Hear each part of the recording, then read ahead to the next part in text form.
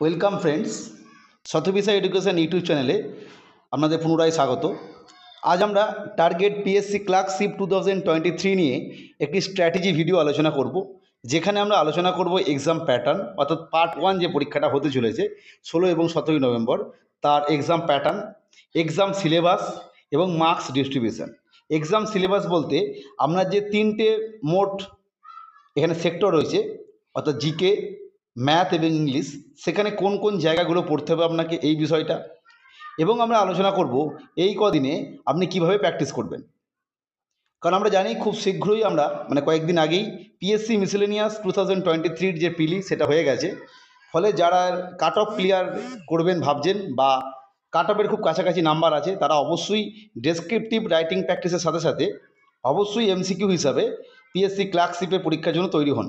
কারণ আমরা জানি অনেকেই শুধুমাত্র ক্লার্কশিপ বা মিসেলেনিয়াস পরীক্ষা দিচ্ছে এরকম নয়, অনেকেই আছে এনটিপিসি ফর্ম ফিল আপ করেছে বা এএলপি যে পরীক্ষাটা আছে সেটাও দেবে।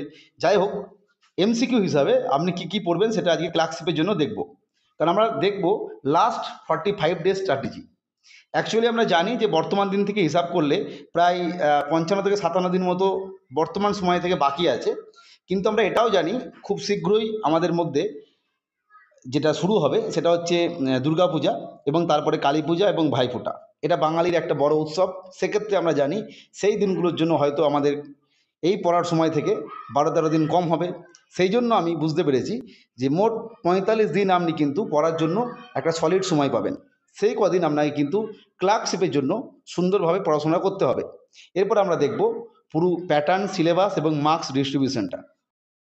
আমরা প্রথমেই এক্সাম সিলেবাসটা একবার দেখে নিই। আমাদের এক্সাম সিলেবাস যেটা, সেখানে মোট 3টে পেপার থাকবে। 3টে পেপার বলতে পেপার একটাই, 3টে সেক্টর। একটা জিএস, যেখানে 40 মার্কসের কোশ্চেন থাকবে এবং কোশ্চেন থাকবে 40টা। 2 নম্বর থাকবে ইংলিশ, যেখানে 30 মার্কসের প্রশ্ন এবং নাম্বার 30, এবং ম্যাথ থাকবে 30টা এবং মার্কস 30, অর্থাৎ মোট 100 নম্বরের পরীক্ষা হবে। এরপরে জানি এরপরে হলে কাট অফ ক্লিয়ার করলে অবশ্যই তারপর পার্ট 2 এক্সাম বা মেন এক্সাম, তারপরে কম্পিউটার এফিসিয়েন্সি টেস্ট, সেটা তো পরের ব্যাপার। এই 100 নম্বরের জন্য আপনাকে কী কী পড়তে হবে সেটা আমাদের জানতে হবে। আমরা দেখব প্রথমে জিকে, যেটা বললাম জিকের সিলেবাসটা। আমরা যদি ক্লার্কশিপের জন্য পরীক্ষা দিচ্ছি, সেক্ষেত্রে আমাদের পরীক্ষার মান হচ্ছে 40 জিকে পেপারটার জন্য। এই জায়গায় মাথায় রেখে আমাদের পড়তে হবে কিন্তু, অর্থাৎ আমি জিকে বেশি সময় ধরে পড়লাম অথচ ইংলিশটা প্রিপারেশান নিলাম না বা ম্যাথটা প্র্যাকটিস করলাম না, তাহলে কিন্তু হবে না। কারণ 40-এর মধ্যে আপনি যতই ভালো করে প্রিপারেশান নিন না, ম্যাক্সিমাম 30 পেতে পারবেন, তার বেশি কিন্তু পাবেন না। যাই হোক, এরপর আমরা যেটা দেখবো সিলেবাসটা আপনাকে কী কী কভার করতে হবে। প্রথমেই যেটা, Indian history with art and culture এবং আইএনএম, অর্থাৎ ইন্ডিয়ান ন্যাশনাল মুভমেন্ট, অর্থাৎ আমাদের অ্যানসিয়েন্ট মেডিয়াবেল হিস্ট্রি এবং তার সঙ্গে সঙ্গে অ্যানসিয়েন্ট এবং মেডিয়াবেল হিস্ট্রির যে আর্ট অ্যান্ড কালচার, সেই আর্ট অ্যান্ড কালচার অর্থাৎ বিভিন্ন যে স্থাপত্যগুলো ছিল সেটা কে তৈরি করেছিল, বা সেটা কোন পাথরে তৈরি হয়েছিল, বা কার সময়ে তৈরি হয়েছিল, বা তার স্থপতি কারা ছিল, এই ধরনের প্রশ্ন কিন্তু আসবে।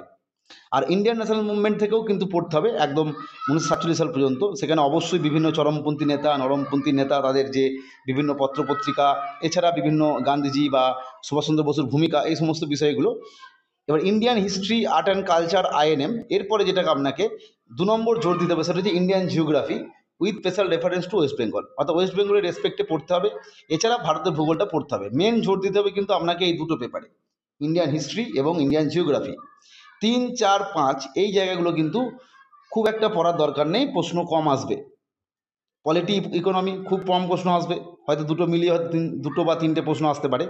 সায়েন্স ইভিএসের পার্ট থেকে, ইভিএসের পার্টটা মূলত, ইভিএস বলতে দূষণ সংক্রান্ত যে বিষয়গুলো রয়েছে সেই জায়গাগুলো আপনারা দেখে রাখবেন। বিভিন্ন গ্যাস, বিশেষত মিথেন গ্যাস, লাফিং গ্যাস, এই সমস্ত গ্যাস যেগুলো রয়েছে সেগুলো দেখতে হবে। আর কারেন্ট অ্যাফেয়ার্সের জন্য আমার নিজস্ব মতামত, এটা যদি কারো পছন্দ না হয় আপনি নাও শুনতে পারেন, সেটা হচ্ছে কারেন্ট অ্যাফেয়ার্সটা কী করব, এটা নিয়ে অনেকে ভাবে।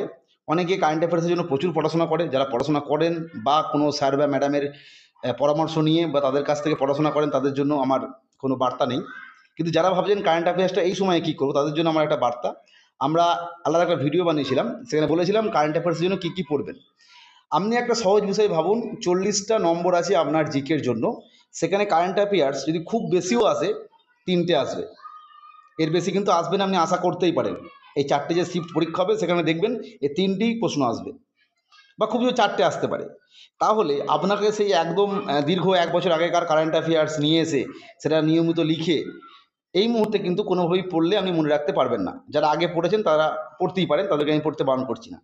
কিন্তু যারা পড়েননি, বর্তমান সময়ে অনেকেই আছেন, বেশিরভাগ জনই এটা করেন, পরীক্ষার ঠিক 1-1.5 মাস আগে থেকে কারেন্ট অ্যাফেয়ার্সগুলোকে একটু ভালো করে লিখে নিয়ে সুন্দর করে মুখস্থ করেন। তাদের জন্য বলবো, কারেন্ট অ্যাফেয়ার্সের জন্য আমরা আলাদা একটা ভিডিও বানিয়েছি, সেখানে আমি বলেছি কারেন্ট অ্যাফেয়ার্সের ঠিক কোন কোন জায়গাগুলো পড়বেন। যদি প্রশ্ন আসে কারেন্ট অ্যাফেয়ার্স থেকে, আপনি দেখবেন ঠিক ওই জায়গাগুলো থেকেই প্রশ্ন আসবে। সেটা হতে পারে পুরস্কার রিলেটেড, কোনো রিসেন্ট খেলা রিলেটেড, বর্তমান যারা কোন কোন পদে আছে এই রিলেটেড। এইগুলো পড়ে রাখবেন, যেগুলো মুখস্থ করতেও সুবিধা এবং মনে রাখতেও সুবিধা, এবং ওখান থেকেই বেশিরভাগ প্রশ্ন আসে। এখান থেকে একটা দুটো আসবেই, বাকি যে প্রশ্নটা আসবে, আপনি যদি দীর্ঘ এই 1 বছরের কারেন্ট অ্যাফেয়ার্স বর্তমান সময়ে নিয়ে পড়াশোনা করেন, তাহলে কিন্তু আপনি উত্তর করতে পারবেন না, মুখস্থও করতে পারবেন না। ফলে আমি বলবো কারেন্ট অ্যাফেয়ার্সের পোর্শনটা পুরোপুরি বাদ দিয়ে দিন, দিয়ে ওই কিছু কারেন্ট অ্যাফেয়ার্স যেগুলো কমন বিষয়, বিভিন্ন রেট কী চলছে বর্তমানে, বিভিন্ন ইন্ডেক্স অনুযায়ী ভারতের স্থান কত, বা বিভিন্ন প্রাইজ পুরস্কার, বর্তমান কে কোন পদে আছে, বিভিন্ন খেলাধুলা, সেগুলো দেখে রাখুন। এবং অবশ্যই আমার চ্যানেলে যে ভিডিওটা আছে সেটা দেখে নিন, তাহলে বুঝতে পারবেন কোন কোন কারেন্ট অ্যাফেয়ার্সটা পড়বেন। আপনাকে মেন জোর দিতে হবে ইন্ডিয়ান হিস্ট্রি, মূলত আর্ট অ্যান্ড কালচার এবং আইএনএমের ওপর, আর ইন্ডিয়ান জিওগ্রাফি এবং ওয়েস্ট বেঙ্গল জিওগ্রাফি। নেক্সট যেটা আমরা দেখবো সেটা হচ্ছে ইংলিশ সিলেবাস। খুব গুরুত্বপূর্ণ একটা জায়গা, কারণ এখানে কিন্তু আমরা 30টা নাম্বার আছে। এই জায়গাটা কিন্তু কোনোভাবেই মিস করলে হবে না। এবং ইংলিশটা আমার মনে হয়েছে ইংলিশ এবং ম্যাথে যতটা জোর দেওয়া দরকার, জিকেতে আপনি ততটা জোর না দিলেও ইংলিশ এবং ম্যাথ যদি আপনি ঠিকঠাক প্র্যাকটিস করতে পারেন, তাহলে ইংলিশ এবং ম্যাথ থেকেই আপনি কিন্তু বেশি নাম্বার পাবেন। ইংলিশের সিলেবাসে যদি দেখি, প্রথমে আপনাকে পড়তে হবে টেন্স। টেন্সের কনসেপ্টটা কিন্তু আপনাকে ক্লিয়ার রাখতে হবে, কারণ পূর্বের যে বিভিন্ন পরীক্ষা সেখানে দেখা গেছে টেন্সের কনসেপ্টের উপর প্রশ্ন আসছে।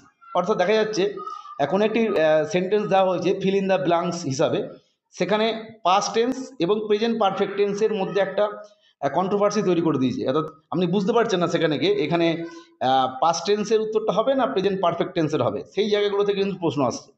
2 নম্বর হচ্ছে ভয়েস। ভয়েস থেকে ডাইরেক্ট প্রশ্ন আসে, মূলত যেগুলো এক্সেপশনাল কেস থাকে সেখান থেকে আসে, এবং আপনার প্রিভিয়াস ইয়ার কোশ্চেন দিলেই বুঝতে পারবেন। ন্যারেশন থেকেও তাই ডাইরেক্ট কোশ্চেন আসে। 4 নম্বর হচ্ছে ওয়ান ওয়ার্ড সাবস্টিটিউশন এবং ইডিয়মস। এই জায়গাটা কিন্তু পিএসসির জন্য খুব একটা ভালো জায়গা, মানে পিএসসির যে কোনো পরীক্ষা যেখানে ইংলিশ আছে, অন্ততপক্ষে একটা ইডিয়ামস বা একটা ওয়ান ওয়ার্ড সাবস্টিটিউশন দেবেই। আর ওয়ান ওয়ার্ড সাবস্টিটিউশন বলতে পিএসসির আবার খুব পছন্দ কিছু ওয়ান ওয়ার্ড সাবস্টিটিউশন হচ্ছে বিভিন্ন স্পেশালিস্ট ডক্টর যেগুলো আছে, মানে ডেন্টিস্ট, গ্যাস্ট্রোএন্টারোলজিস্ট, অর্থোপেডিক্স, এই ধরনের যে ডাক্তার কে কোন বিষয়ে বিশেষজ্ঞ, এখান থেকে আসে। আরেকটা যেটা বিষয় থেকে আসে সেটা হচ্ছে কোনো কিছু হত্যা করা, রেজিসাইড, প্যাট্রিসাইড, ম্যাট্রিসাইড, এই ধরনের প্রশ্ন আসে।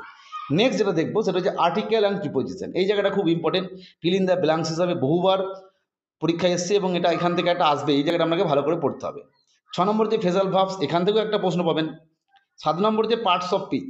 পার্টস অফ পিচ বলতে আমি মূলত বলবো ভার্ব, অ্যাডভার্ব এবং অ্যাডজেক্টিভ, এই 3টে জায়গার কনসেপ্টটা আপনাকে মনে রাখতে হবে। কারণ বর্তমানে পিএসসির বিভিন্ন পরীক্ষায় কোনো একটা সেন্টেন্সের মধ্যে কোনো একটা ওয়ার্ডকে আন্ডারলাইন করে বা বোল্ড করে বলে দিচ্ছে ঠিক ওই পারফেক্ট ওয়ার্ডটা, মানে এই সেন্টেন্স হিসেবে কি হবে, কোন পার্টস অফ পিচে পড়বে।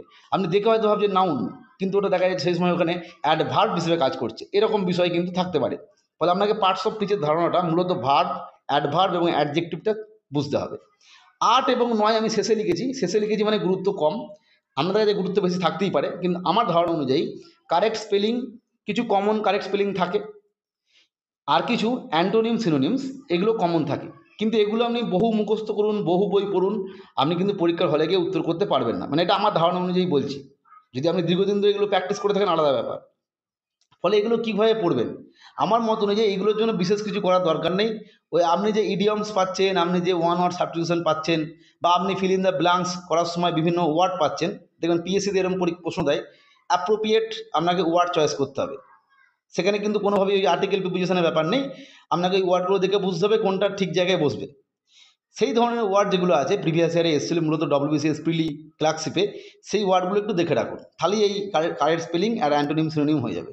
আরেকটা করতে পারেন যে প্রিভিয়াস ইয়ারে যে সমস্ত অ্যান্টোনিম সিনোনিমস বা স্পেলিং কারেকশন সেটা এসেছিল, সেই কটাই মুখস্থ করুন। এর জন্য কিন্তু আলাদা করে 8-9-এর জন্য সময় দিয়ে মুখস্থ করা দরকার নেই, কারণ এটা আমি যতই মুখস্থ করুন না কেন, আপনি দেখবেন আলটিমেট পরীক্ষার সময় ঠিকঠাক উত্তর করতে পারবেন না, মানে আমার যেটা মনে হয়েছে। নেক্সট যেটা দেখবো ম্যাথ সিলেবাস। ম্যাথ সিলেবাসটা আমি কিছু লিখিনি, জাস্ট 3টে স্যারের নাম লিখেছি। একটা হচ্ছে আর.এস. আগরওয়াল স্যার, 2 নম্বর হচ্ছে চঞ্চল ঘোষ স্যার, এবং 3 নম্বর হচ্ছে সুবীর দাস স্যার। এছাড়া অন্যান্য, অর্থাৎ অন্যান্য যে সমস্ত লেখক আছেন যাদের বই বাজারে অ্যাভেলেবেল। আপনার কাছে যে বইটা আছে সেই বইটা নিয়ে কিন্তু প্র্যাকটিস করতে হবে, কারণ আমরা জানি প্রতিটি বই সে একদম নাম্বার সিস্টেম থেকে শুরু করে শেষ হচ্ছে কম্পাউন্ড ইন্টারেস্টে। এই পুরো জায়গাটা থেকেই প্রশ্ন আসে, যেখান থেকে কিছু প্রশ্ন আসতে পারে। ম্যাথের বললাম সিলেবাস বলে কিছু হবে না, হয়তো আপনাকে নাম্বার সিস্টেম, লসাগু গসাগু, পার্টনারশিপ, পার্সেন্টেজ, বোর্ড অ্যান্ড সিস্টান যেগুলো রয়েছে, board and stream, pipe and সিস্টান, সমস্ত অঙ্ক যে সিম্পল ইন্টারেস্ট যা আছে যেভাবে পড়তে হয় পরপর করুন। এবং তারপরে ম্যাথের জন্য আমার স্ট্র্যাটেজি আমি সবসময় বলি, ম্যাথ কিন্তু কোনোভাবেই প্রিভিয়াস ইয়ার প্রথমেই দেখার দরকার নেই। ম্যাথের সিলেবাসটা কমপ্লিট হয়ে যাওয়ার পর আপনি এবার কী করবেন, ওই যে পিএসসি ক্লার্কশিপ বা ডাব্লিউবিসিএস মেনের বা ডাব্লিউবিসিএস প্রিলির যে ম্যাথের প্রশ্ন, সেইগুলো নিয়ে কিন্তু আপনি প্র্যাকটিস করুন, মক টেস্ট দিন, নিজে নিজে প্র্যাকটিস করুন। অর্থাৎ ম্যাথের কী কী প্রশ্ন এসে সেটা আগে থেকে দেখার দরকার নেই। কিন্তু জিএস বা ইংলিশের ক্ষেত্রে কিন্তু আপনাকে প্রিভিয়াস ইয়ারে কী কী প্রশ্ন এসে সেটা দেখতে হবে, যেটা আমি স্ট্র্যাটেজি বলছিলাম। প্রিভিয়াস ইয়ারে কোন জায়গা থেকে প্রশ্ন আছে সেটা দেখতে হবে। যাই হোক, এভাবে পড়তে থাকুন। আশা করা যায় এই বিষয়গুলো যদি কমপ্লিট করতে পারেন তাহলে কিন্তু ক্লার্কশিপ প্রিলির আপনার কাছে পাস করা খুব সহজ হয়ে যাবে।